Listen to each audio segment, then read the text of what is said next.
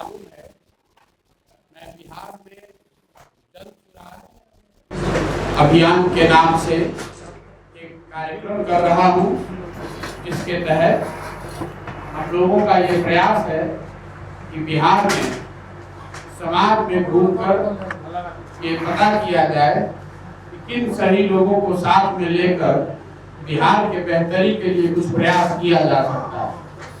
2 मई 2022 को पटना के प्रेस वार्ता में मैंने बताया था कि अभी कोई राजनीतिक दल नहीं बनाया गया। जन सुराज कोई राजनीतिक दल नहीं है, ये एक सोच है, एक अभियान है, जिसके मूल में बिहार की जो दुर्दशा है, बिहार की जो आज स्थिति है, उसको सुधारने के लिए समाज को साथ में जन जागरण के माध्यम से समाज के लोगों को समझाकर बुझाकर उनकी मदद से एक नई राजनीतिक व्यवस्था बनाने का प्रयास है। इसके तहत पहले चरण में मैंने ये घोषणा की थी 2 मई को कि जितने लोगों ने भी बिहार में, जितने सज्जनों ने, जितनी संस्थाओं ने, जितने व्यक्तियों ने मुझे अपने यहाँ बुलाया है, मैं उनके यहाँ जाऊंगा और उनके माध्यम से छोटी छोटी गोष्ठियों में कुछ लोगों से संपर्क, उनसे परिचय और उनसे संवाद का काम किया जाएगा।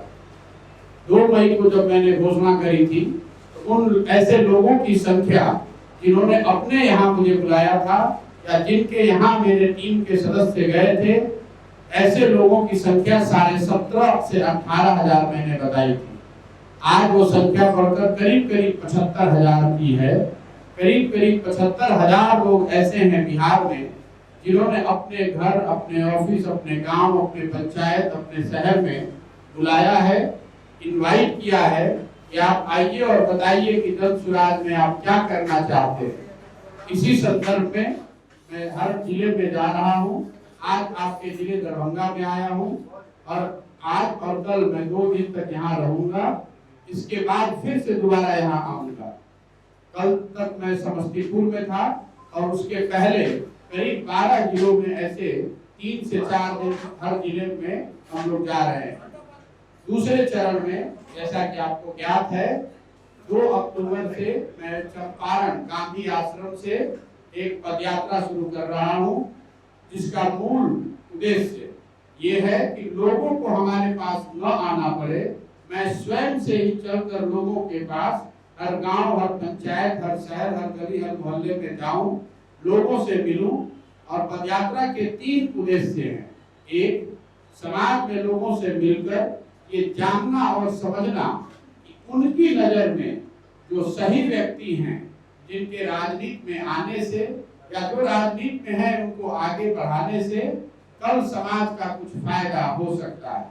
तो जो सही लोगों के चयन का प्रयास है, जन सुराज में जो 3 मूल बातें कही गई हैं, सही लोग, सही सोच और सामूहिक प्रयास, उसकी जो पहली और सबसे महत्वपूर्ण कड़ी है कि समाज से कैसे सही लोगों को ढूंढ कर निकाला जाए, ऐसे लोगों को चिन्हित करने, उनसे परिचय और संवाद करना ही पदयात्रा का पहला उद्देश्य है, ताकि लोगों से मिलकर ये समझा जाना जा सके कि उनकी नजर में उनके गांव, उनके ब्लॉक, उनके पंचायत, उनके शहर में कौन से ऐसे सही व्यक्ति हैं जिनको अगर राजनीतिक तौर पर आगे बढ़ाया जाए, मजबूत बनाया जाए, तो उससे समाज का कल फायदा हो सकता है।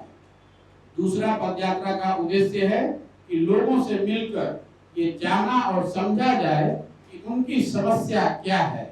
कई बार हम लोगों को लगता है कि पटना में, दिल्ली में या देश के बाहर बैठकर कि आपको और हमको पता है कि लोगों की समस्याएं क्या हैं।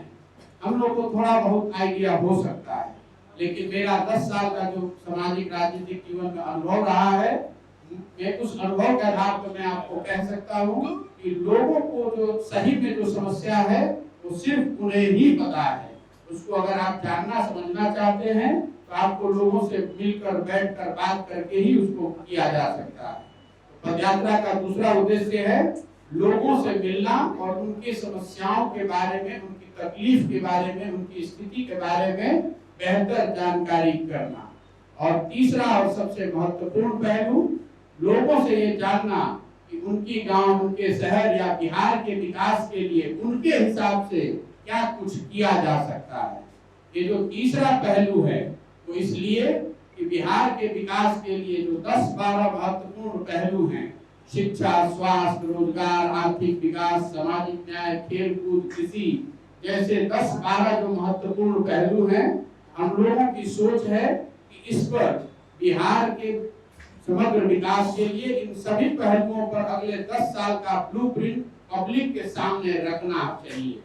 इन क्षेत्रों में क्या किया जा सकता है और उससे महत्वपूर्ण कैसे किया जा सकता है, उस ब्लूप्रिंट को बनाने के लिए करीब 250 से ज्यादा देश विदेश से विशेषज्ञों को मैंने इकट्ठा किया है।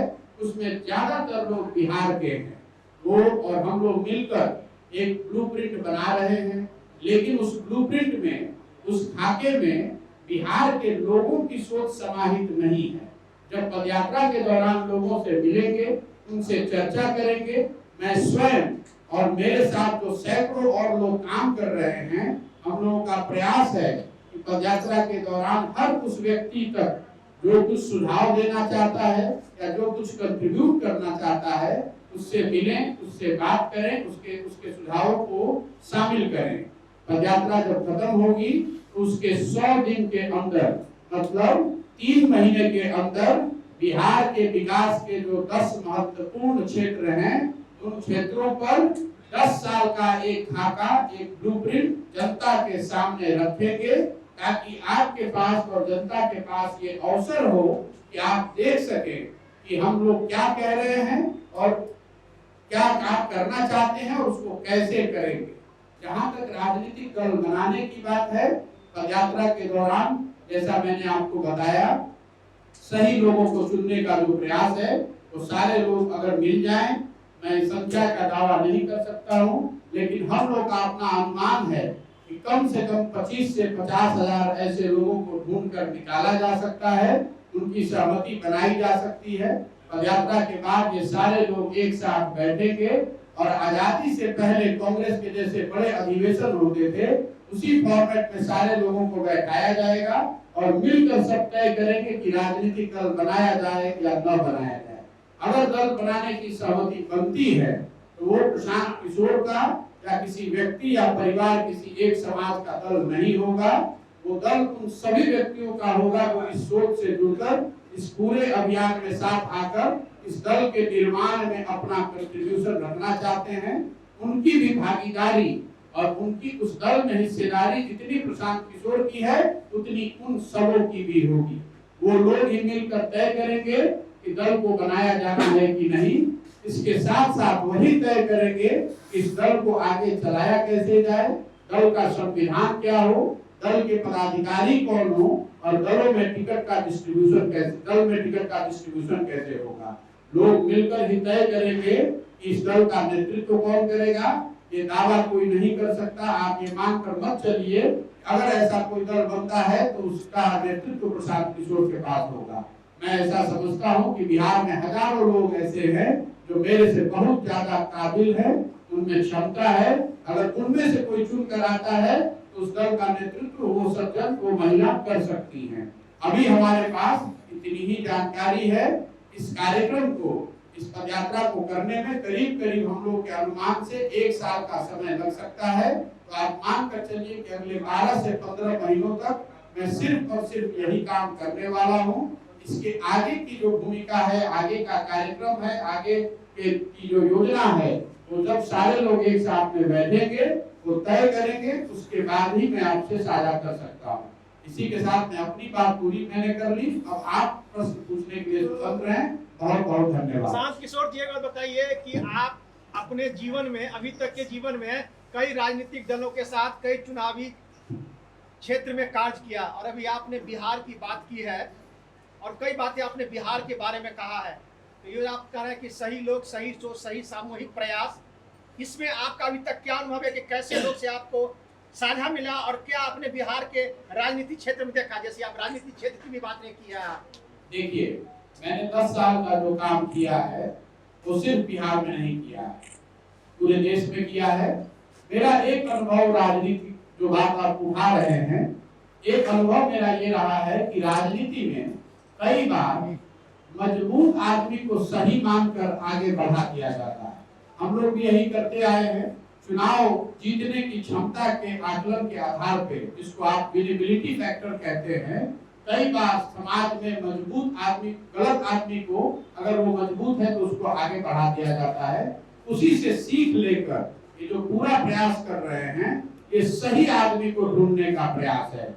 समाज में जो मजबूत है उसको ढूंढने का प्रयास नहीं है, क्योंकि मेरी सोच और समझ पिछले 10 साल की ये रही है कि सही आदमी के पीछे बुद्धि, शक्ति, व्यवस्था, साधन लगाकर मजबूत बनाया जा सकता है चुनाव के नजरिए से।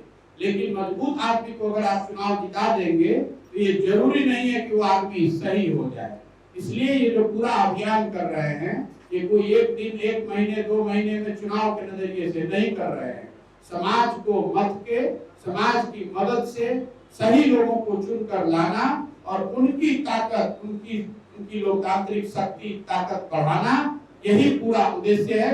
क्योंकि मुझे ऐसा लगता है कि आपकी प्राथमिकता चाहे जो हो, आप सामाजिक न्याय करना चाहते हैं या आर्थिक विकास, आप शिक्षा सुधारना चाहते हैं या रोजगार लाना चाहते हैं या करप्शन कम करना चाहते हैं, जब तक राजनीति में सही लोग नहीं आएंगे तब तक इन समस्याओं का निदान नहीं हो सकता है। इसीलिए ये पूरा प्रयास कर रहे हैं। आपने कहा कि एक बात बताइए कि कोई भी जाति का जो ताना बाना बहुत जबरदस्त बुना गया, इसी आधार पे, इसी ग्रुप पे अभी राजनीति है, तो इसको तोड़ने के लिए आपके पास कौन सा ऐसा उपाय है?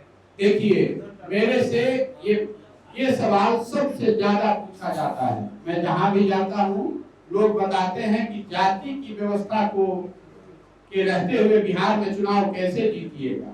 इस पर 2-3 बात मैं कहना चाहता हूँ।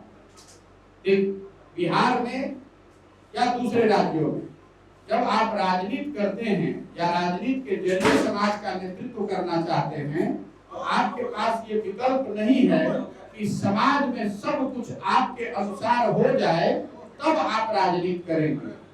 समाज की अच्छाइयों, बुराइयों के रहते हुए ही आपको राजनीति करनी है और उसका नेतृत्व करना है। अब आपने सवाल से पार पाया जा सकता है। मैं अभी बता रहा हूँ, क्यों घबरा रहे हैं। दूसरी बात, बिहार में जाति उतनी ही बड़ी सच्चाई है जितने अन्य कई राज्यों में जाति एक फैक्टर है। समाज में जब चुनाव होता है, वोट होता है, उसमें कई पहलुओं पर का कंट्रीब्यूशन है वोटिंग को इन्फ्लुएंस करने में। जाति भी उसमें एक पहलू है। अब आप कहेंगे कि नहीं, बिहार में सब कुछ जाति ही पर होता है, आगे क्या होगा उसको छोड़ दीजिए। मैं पीछे के 3-4 एग्जाम्पल देकर, उदाहरण देकर आपको समझाता हूँ कि आपका जो असेसमेंट है ये कितना गलत है। 1984 में इसी बिहार में कांग्रेस पार्टी जीत कर आई थी ना, राजीव जी प्रधानमंत्री बने थे। आपसे पूछेंगे कि 84 में कांग्रेस पार्टी को वोट कैसे मिल गया बिहार में, आप बताएंगे कि कांग्रेस की वजह से नहीं, इंदिरा जी की मृत्यु हुई थी, उससे जो सहानुभूति की लहर उठी, उससे सब जाति समाज के लोगों ने मिलकर कांग्रेस को वोट किया, कहेंगे ना। फिर मैं पूछूंगा आपसे कि 1989 में क्या हुआ। बिहार से, इसी बिहार से बीपी सिंह के नेतृत्व में जनता दल पार्टी जीत कर गई, बीपी सिंह प्रधानमंत्री बने। आपसे पूछेंगे बीपी सिंह के जाति के कितने लोग रहते हैं बिहार में, क्या हुआ 1989 में, वो कैसे जीत गए। तो आप बताइएगा कि भैया उस समय बोफोर्स के नाम पर बहुत बड़ा बखेड़ा खड़ा हुआ था। बोफोर्स और भ्रष्टाचार के नाम पर समाज के सब वर्गों ने जाकर बीपी सिंह को वोट दिया। नारा सुने थे ना, राजा नहीं फकीर है, देश की तकदीर है, सब लोग जाकर वोट कर दिया। फिर पूछेंगे 2014 में क्या हुआ। भाजपा की तो इतनी ताकत बिहार में थी नहीं, इतने सीट कैसे जीत गए। आप बताइएगा कि भाजपा का तो कहाँ था भैया, तो मोदी जी के नाम पर ऐसा लहर बन गया कि सब आदमी समाज का जाकर भाजपा को वोट दे दिया। फिर पूछेंगे भैया 2019 में क्या हुआ, आप बताइएगा कि बहुत कांटे की लड़ाई थी, बालाकोट हो गया भैया, उसके बाद कुछ नहीं बचा, सब आदमी जाकर राष्ट्रवाद के नाम पर, राष्ट्रीय सुरक्षा के नाम पर बीजेपी को वोट दे दिया। ये 4 उदाहरण आपको मैं तमिलनाडु का नहीं, बिहार का दे रहा हूँ। ये क्या दिखाता है, 84 एक घटना है, घटना से उपजी हुई सहानुभूति की लहर जिसमें समाज ने जातियों से ऊपर उठकर वोट किया। 89 एक मुद्दा है भ्रष्टाचार, जिसमें समाज के हर वर्गों ने ऊपर उठ के, जाति से ऊपर उठकर एक दल को वोट किया। 2014 एक व्यक्ति है मोदी, जिसके नाम पर समाज के हर वर्ग ने उसको वोट किया। और 2019 में राष्ट्रवाद एक मुद्दा है, जिसके नाम पर समाज ने सबसे आगे बढ़कर वोट किया। ये आपको क्या बताता है कि अगर कोई मुद्दा, अगर कोई व्यक्ति, अगर कोई नैरेटिव समाज का इमेजिनेशन कैप्चर कर ले जाए, जिसको आप पत्रकार बंधु बताते हैं लहर वाला इलेक्शन, तो समाज में ये ताकत है कि वो जातियों से ऊपर उठकर वोट करता है। क्या करेगा उस, आप हमसे ये पूछ रहे हैं, हम आपको वो बता रहे हैं जो बिहार में हुआ है। लेकिन फिर भी आपको, हमको क्यों लगता है कि जाति पर ही वोट होता है? इसलिए लगता है कि कई चुनाव हुए जिसका मैंने आपको उदाहरण नहीं दिया। होता ये है कि कोई व्यक्ति नहीं है, कोई नैरेटिव नहीं है, कोई मुद्दा नहीं है, जिसको आप कहते हैं लहर नहीं है, दोनों तीनों लड़ने वाले एक जैसे ही दिख रहे हैं, तो समाज भी कहता है कि दोनों तो एक जैसा है, चलो अपने जाते वाले को दे देते हैं, है ना। आप कहते हैं कि लहर वाला इलेक्शन नहीं है, कि माइक्रो लोकल इशू पर चुनाव हो रहा है। अगर बड़ी व्यवस्था, बड़ा नैरेटिव बना दीजिएगा तो समाज जाति से ऊपर उठकर वोट करता है। दूसरी बात, अगर सिर्फ जाति पर ही वोट पड़ता तो भाजपा को तो यहाँ 0 वोट आना चाहिए था। मोदी जी की जाति का तो कोई रहता ही नहीं बिहार में, तो दोनों बात कैसे सही हो सकता है? और एक अंतिम बात समझ लीजिए, मैंने कहा सही लोगों को चुनने की बात। हर जाति, हर समाज में सही लोग हैं।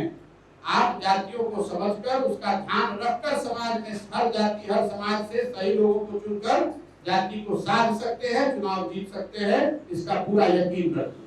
प्रशांत जी, इतने बड़े रणनीतिकार कई पार्टियों के आज राजनेता बनने की राह पर, प्रेरणा कहां से मिली सर? देखिए, पहले तो मैं इतने बड़ा अपने आप को कोई रणनीतिकार वगैरह नहीं मानता हूँ, वो शब्द आपके हैं, ना ही मैं अपने आप को राजनेता मानता हूँ। मैं ये मानता हूँ कि 10 वर्ष मैंने जो काम किया, भगवान की कृपा से कुछ सफलता मिली। अब जब मुझे जीवन में ये अवसर मिला है कि मैं आगे जो कुछ कर सकता हूँ, ये स्वयं से चयन करूँ, तो मैं बिहार का होने के नाते ऐसा समझता हूँ कि मुझे ये प्रयास करना चाहिए। मुझे ये एहसास है कि ये कठिन काम है, इस बात का इल्म है कि इसको करने में बहुत समय लग सकता है, लेकिन मुझे ऐसा लगता है कि अगर 44-45 साल की उम्र वाले हमारे जैसे व्यक्ति की हिम्मत नहीं पड़ेगी तो बिहार में किसकी हिम्मत पड़ेगी? बिहार को अगर सुधरना है, बेहतर बनना है, तो बिहार के लोगों को ही प्रयास करना पड़ेगा। इसको सुधारने के लिए पंजाब और केरल से लोग तो नहीं आएंगे, और अगर हमारे जैसे आदमी की हिम्मत नहीं पड़ेगी, हम जब घर से चले होंगे तो 20,000 रुपए की नौकरी चाहते थे, उसके आगे भगवान की कृपा से बहुत कुछ मिल गया। अब जब अवसर है तो मैं अपनी शक्ति, बुद्धि, ताकत इस बात के लिए लगाना चाहता हूँ कि समाज में इस बात के लिए लोगों को जागृत किया जाए और समाज से अच्छे लोगों को ढूंढ कर निकाला जाए। अगर मैं इतने बड़े बड़े नेताओं और पार्टियों में एक से एक खराब लोगों का चुनाव जिताने में अपना कंधा लगा सकता हूँ, तो एक बार समाज में सही लोगों को भी जिताने के लिए कंधा लगाने प्रयास करने में नुकसान क्या है? जीतेंगे हारेंगे वो भगवान के हाथ में है। देखिए, चुनाव जीतना और हारना किसी एक व्यक्ति के हाथ में नहीं है, कोई किसी को चुनाव हरा जिता नहीं सकता है।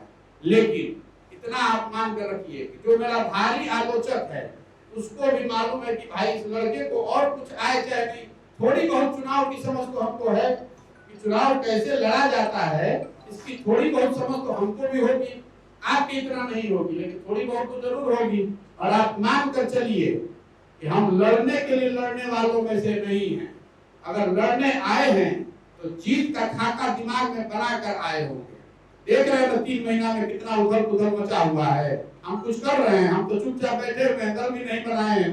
180 डिग्री राजनीति यहाँ बिहार की घूम गई है ना। 3 महीना पहले पूछते तो आपको अंदाजा होता। इसलिए भविष्य में क्या होने वाला है उसको सेकंड गेस करने की जरूरत नहीं है। हमारा काम है प्रयास करना ईमानदारी से, और जो मैं समझता हूँ यही रास्ता है। इसी तरीके से बिहार को इस दुर्गति से, इस दुर्दशा से निकाला जा सकता है। कोई एक व्यक्ति या दल बिहार को सुधार नहीं सकता है। पिछले 50-60 सालों में बिहार में 25 लोग अलग अलग मुख्यमंत्री बने हैं, लेकिन बिहार की दशा वैसे की वैसी बनी हुई है। आप आज से 50 साल पहले भी देश के सबसे गरीब और पिछड़े राज्य थे, आज भी आप देश के सबसे गरीब और पिछड़े राज्य हैं। अगर इसको किसी एक आदमी एक दल ने बिगाड़ा नहीं है तो इसको बनाने की जिम्मेवारी भी एक व्यक्ति या एक दल की नहीं है। अगर कोई एक व्यक्ति या दल ये दावा कर रहा है कि हम आएंगे तो ठीक कर देंगे, तो लिख कर रखिए, तो वही बात हो सकती है। या तो आदमी बेवकूफ है, उसको समझ नहीं है कि बिहार में समस्या कितनी बड़ी है, या फिर सिरे से हमको आपको सबको बेवकूफ बना रहा है। जीतने के बाद वो भी कुछ कर नहीं पाएगा। इसको करने के लिए सिर्फ और सिर्फ एक ही उपाय है, बिहार के लोगों में वो ताकत है, समाज से ऐसे लोगों को चिन्हित करके एक साथ लाना होगा।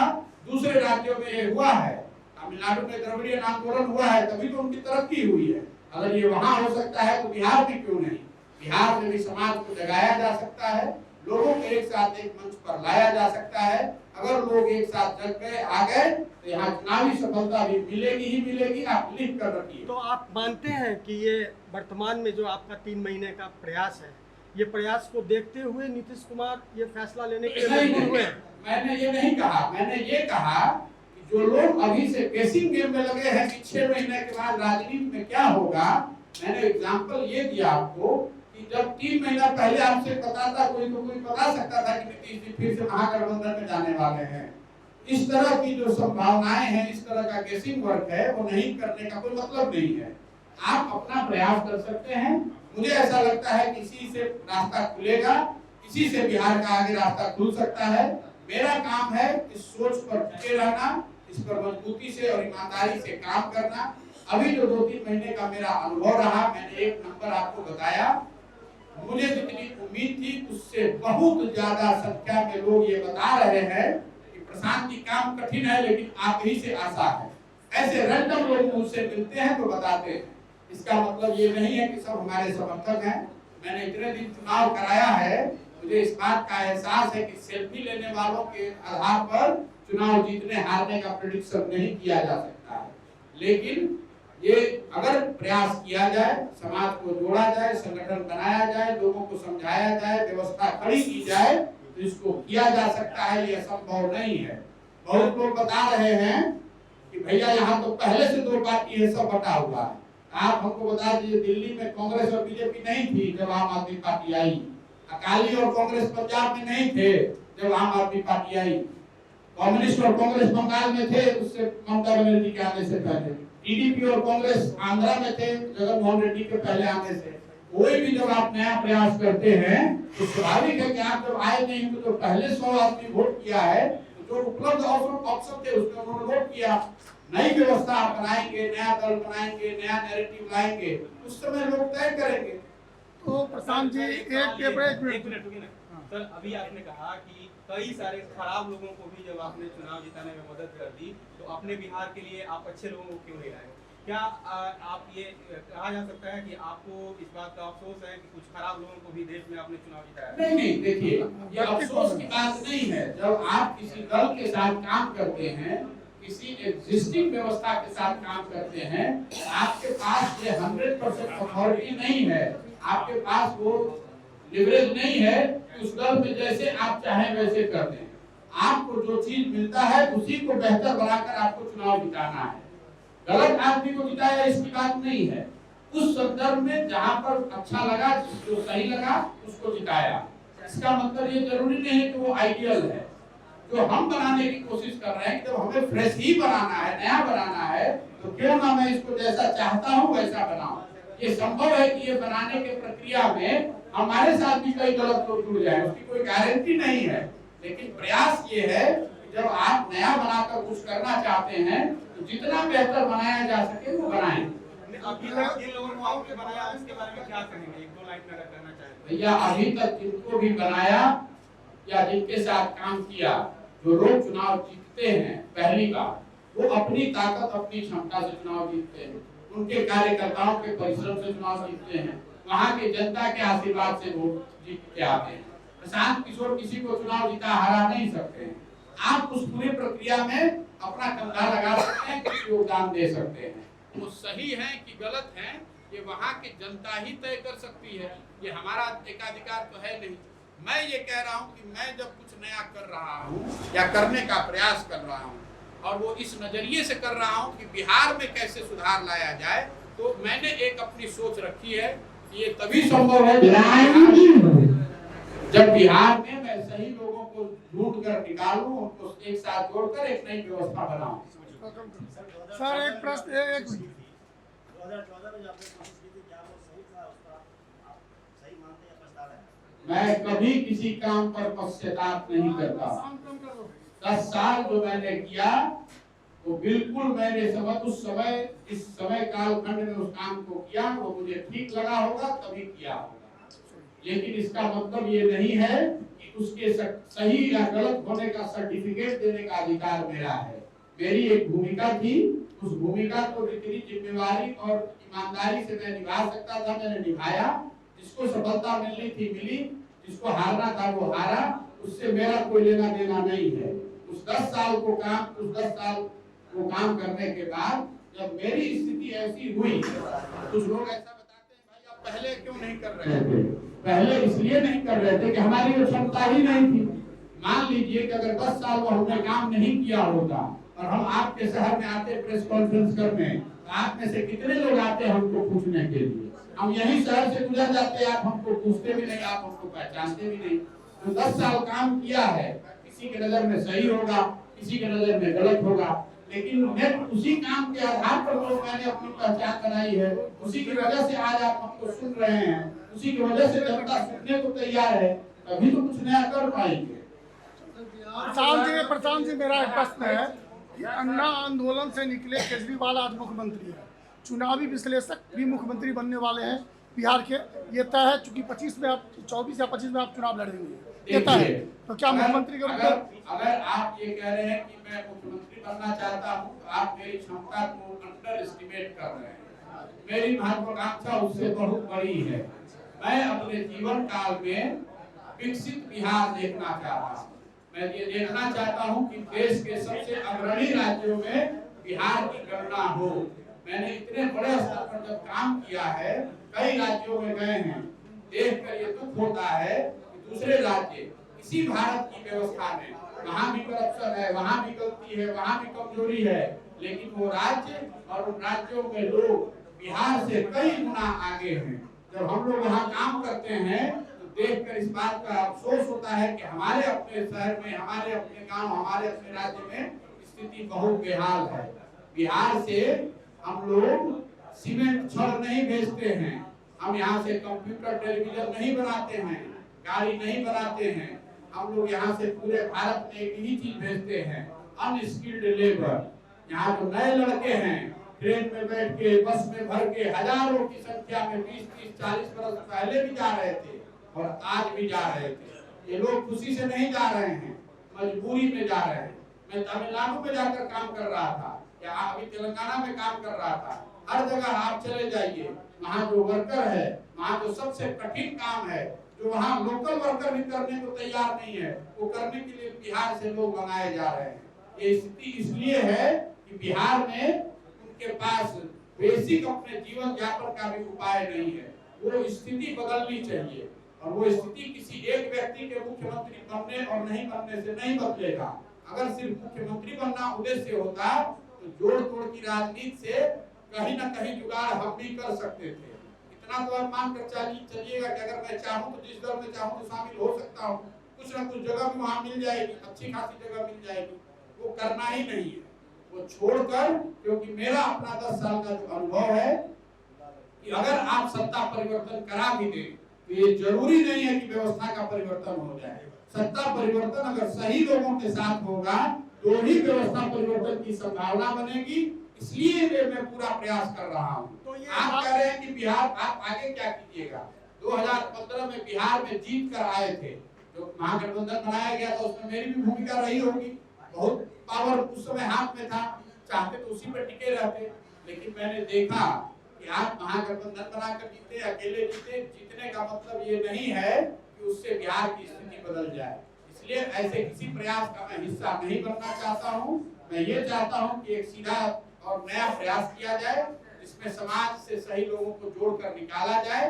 ये लंबा रास्ता है, कठिन भी है, लेकिन मुझे इस बात का इल्म है इसको किया जा सकता है और इसको करने के लिए जो कुछ भी करना पड़ेगा उसके लिए संकल्पित है। आपने पार्टी की बात की, आप तो जदयू में थे ही, फिर बिल्कुल जदयू है। छोड़ के निकल के कहीं नहीं कुछ न कुछ मतों का। अरे भाई, जदयू छोड़कर निकल गए वो एक मुद्दा था। जदयू में आए थे तो ऐसी ही सोच थी कि इस पार्टी को लेकर इसको नए सिरे से खड़ा किया जाए, लेकिन सीए एनआरसी के मुद्दे पर हमारे और जदयू के नेतृत्व में उस समय कुछ मनमुटाव हुआ। पार्टी में ये तय किया गया था कि हम लोग सीए एनआरसी के विरोध में रहेंगे। पार्लियामेंट में पार्टी ने वोट किया उसके फेवर में। उसके बाद जब नीतीश जी से मेरी बात हुई तो उन्होंने कहा कि पार्लियामेंट में जो वोट हुआ है उसमें मेरी सहमति नहीं है, मैं कहीं दौरे पर था। और विधानसभा में उन्होंने सीए एनआरसी के खिलाफ प्रस्ताव पारित कराया। मुझे वो बात ठीक नहीं लगी कि पार्टी में आप एक बात कह रहे हैं, पार्लियामेंट में दूसरी बात कह रहे हैं और विधानसभा में तीसरी बात कह रहे हैं। उसको लेकर मैंने कुछ बयान दिए। पार्टी को वो अनुशासन के खिलाफ लगा। उनकी पार्टी उन्होंने मुझे हटा दिया। मैं तो जहाँ था वहीं पर हूँ, उससे छोटा तो नहीं बना हूँ। पार्टी जदयू उस समय कितनी बड़ी थी और अभी कितनी बड़ी है, आप देख लीजिए और आकलन कर लीजिए। सर मेरा सवाल है प्रशांत जी, आपने कहा कि मैं मुख्यमंत्री के पोस्ट के लिए नहीं बना हूँ। मेरा सवाल पहले सुन लीजिए सर।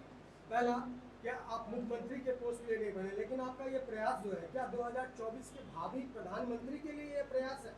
ये प्रयास बिहार में एक नई राजनीतिक व्यवस्था बनाने के लिए है, जिसमें बिहार में कंप्लीट सत्ता परिवर्तन हो और सत्ता परिवर्तन सही लोगों के साथ हो, जिसकी वजह से बिहार में अगले 10 साल 25 के बाद जब चुनाव हो और नई सरकार आए, उस सरकार के रहते हुए 10 साल में बिहार को देश के 10 अग्रणी राज्यों में शामिल किया जा सके। विकास के सभी मानकों पर उस उद्देश्य और उस लक्ष्य को लेकर चले हैं और उसके आगे कोई दूसरा उद्देश्य नहीं। इसीलिए मैंने आपको कहा कि मेरा लक्ष्य, मेरा सपना अभी ये है कि अगले 10 साल, 12 साल, 15 साल में बिहार को देश के अग्रणी राज्यों की श्रेणी में खड़ा किया जाए। मुझे जो लोग जानते हैं, मैंने एक बार काम लिया है तो जब तक इसको कर नहीं लेंगे, मान लीजिए कि आप ये प्रेस वार्ता 2011 में कर रहे होंगे और मैं आपको बताता कि चुनाव प्रबंधन के क्षेत्र में मैं कुछ करने वाला हूँ, तो आप में से कितने लोग उसका विश्वास करते? कोई नहीं करता। 10 साल परिश्रम करके उस चीज को खड़ा किया जो देश में पहले था ही नहीं। जो मैं यहाँ करने आया हूँ, इसको करने में 2 साल भी लग सकता है, 10 साल भी लग सकता है। महत्वपूर्ण ये है जो मैं आपको बता रहा हूँ कि चाहे जितना समय लग जाए, इसको किए बगैर मानूंगा नहीं। ये संकल्पित होकर आया हूँ और मुझे लगता है कि मेरे दिमाग में इसको करने का एक खाका, इसके लिए जो व्यवस्था बनानी है, इसके लिए जो प्रयास करना है, उसकी एक समझ है और उसको मैं ईमानदारी से करना चाहता हूँ। समय आगे बताएगा कि इसमें कितनी सफलता मिलती है और नहीं मिलती। बिहार सरकार के फ्यूचर को आप क्या देख रहे हैं वर्तमान में? बिहार सरकार को पहले तो शुभकामना दे रहा हूँ और जैसा मैं पहले भी कहता रहा हूँ, इस सरकार के बनने के बाद आप लोगों में से ज्यादातर लोगों को ज्ञात होगा कि 2012 से बिहार में जो राजनीतिक अस्थिरता का दौर शुरू हुआ है, नरेंद्र मोदी जी के राष्ट्रीय राजनीति में के प्रादुर्भाव के बाद से 2012 से बिहार में एक राजनीतिक अस्थिरता का दौर शुरू हुआ है और 12 से 22 के बीच में 10 साल में ये 6वीं सरकार है। मतलब ये 6वां प्रयोग किया जा रहा है। हर बार जब प्रयोग होता है ऐसा ही लगता है कि यही प्रयोग सबसे सफल होने वाला है, लेकिन पिछले 10 साल का अनुभव ये बता रहा है इन सारे प्रयोगों के बावजूद बिहार में जो स्थिति थी वो पहले से खराब ही हुई है। आप भी जानते हैं मुझसे बेहतर, जो 2005 से 2010 या 2012 तक की स्थिति थी, उसके मुकाबले आज जनरल जो मैं सुनता हूँ लोगों से, लोग बताते हैं कि स्थिति खराब हुई है, करप्शन बढ़ा है, शिक्षा व्यवस्था बदतर हुई है, स्वास्थ्य की व्यवस्था बदतर हुई है, बेरोजगारी बढ़ी है, ऐसा मैं सुनता हूँ। आप अगर आप इससे इत्तेफाक नहीं रखते हैं तो आप अपनी बात कह सकते हैं, लेकिन ये जो राजनीतिक अस्थिरता है, मैं उसी अस्थिरता के कड़ी में एक और कदम देख रहा हूँ। इससे बिहार में राजनीतिक स्थिरता लौटने वाली नहीं है। इसीलिए मैंने अभी एक प्रेस कॉन्फ्रेंस में कहा, जिसको मीडिया ने चलाया है, कि मैं ऐसा समझता हूँ कि जो अगला विधानसभा का चुनाव होगा वो आज के महागठबंधन और जो उनके विपक्ष में बीजेपी वाले हैं, इस फॉर्मेशन में नहीं होगा। इसमें अभी बहुत कुछ चेंज होना बाकी है। उसको देखिए, समझिए और फिर देखा जाएगा। लेकिन इतना तो मैं आपको दावे के साथ कह सकता हूँ कि 7 दलों के महागठबंधन और जो सामने से बीजेपी है, उस फॉर्मेशन में अगला विधानसभा चुनाव नहीं होगा। उसमें अभी बहुत फेरबदल होना बाकी है। सर एक बात प्रश्न है, क्या गठबंधन रहेगा बिहार में जो चुनाव होंगे, क्या कोई पार्टी अकेले चुनाव लड़ सकती है या फिर गठबंधन की आवश्यकता है? बिल्कुल अकेले चुनाव लड़ सकती है, बिल्कुल लड़ सकती है, इसमें कहीं कोई दो मत रखिए। प्रयास की जरूरत है, जो पार्टी सही प्रयास करेगी वो अकेले लड़के जीत सकती है। गठबंधन से लड़े या अकेले लड़े वो महत्वपूर्ण नहीं है। महत्वपूर्ण ये है कि जो जीत कर आए वो सही लोग हों और उनके साथ काम सही हो। अगर आप मंत्रिमंडल बनाते हैं और उसमें 4 ग्रेडेड क्रिमिनल को आप रख लेंगे या क्रिमिनल बैकग्राउंड के लोगों को रख लेंगे और कहिएगा कि हम सुशासन यहाँ लाने वाले हैं, तो उसको कौन विश्वास करेगा? तो कोई बात मानेगा नहीं। वर्तमान सरकार के मंत्रिमंडल पर आपकी क्या प्रतिक्रिया है? मेरी कोई प्रतिक्रिया नहीं है, तो जनता को प्रतिक्रिया देना है। मैंने आपको शुरू में कहा कि इसको मैं शुभकामना देता हूं, लेकिन एक बात आपको बता रहा हूं, क्योंकि 2015 का जब महागठबंधन बना था उसमें मैं शामिल था। उसका जब मंत्रिमंडल बन रहा था उसमें कई ऐसे नाम सुझाए गए थे जिस पर वीटो पावर लगाकर रोका गया था। उनमें से कई ऐसे नाम जिसको 2015 में मंत्रिमंडल में शामिल नहीं किया गया था क्योंकि उनकी आपराधिक छवि थी या उनकी दागी उन पर दाग था किसी तरह का। ऐसे कई लोगों का नाम मैं इस मंत्रिमंडल में देख रहा हूँ। मैं किसी का नाम नहीं लूंगा, लेकिन मैं ये आपको फर्स्ट हैंड अपनी जानकारी से बता रहा हूँ। कम से कम इस मंत्रिमंडल में 3 लोग ऐसे हैं जिनका नाम 2015 में भी रखा गया था और उस समय जो चर्चा हुई उसमें तय किया गया था कि नहीं, महागठबंधन के मंत्रिमंडल में इस तरह की छवि वाले लोगों को मंत्री बनाना उचित नहीं होगा और उनको नहीं बनाया गया था। ऐसे लोग आज इस मंत्रिमंडल में मंत्री बने हुए हैं। सर जन स्वराज आपका ये नाम है सर, इसका ये टैगलाइन है सही लोग सही सोच, तो मानते हैं कि आज वर्तमान में है, ये टैगलाइन नहीं है, ये मेरी पूरी जो राजनीतिक सामाजिक सोच है, मेरा पूरी जो मेरी समझ है 10 साल में, उसको गांधीयन थॉट से जोड़कर इन 3 शब्दों में बताया है कि अगर आपको एक नई राजनीतिक व्यवस्था बनानी है तो उसके ये 3 महत्वपूर्ण पहलू हैं, 3 महत्वपूर्ण स्तंभ हैं। अगर आपकी राजनीतिक व्यवस्था में लोग सही नहीं होंगे तो आप सही राजनीतिक व्यवस्था की बात नहीं कर सकते हैं। अगर जो लोग उसके हिस्सा हैं उनकी सोच सही नहीं होगी तो आप नई राजनीतिक व्यवस्था की बात नहीं कर सकते हैं।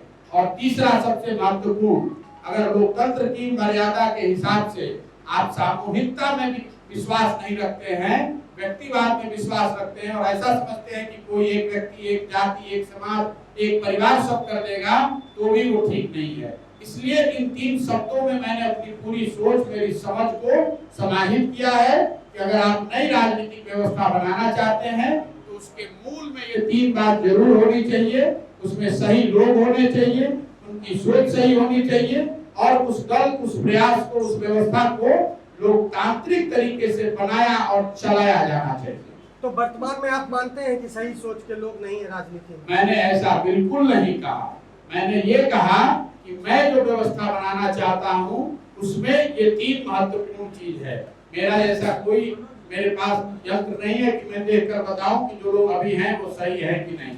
जो लोग हैं उनको जनता ने मैंडेट दिया हुआ है, वो काम कर रहे हैं।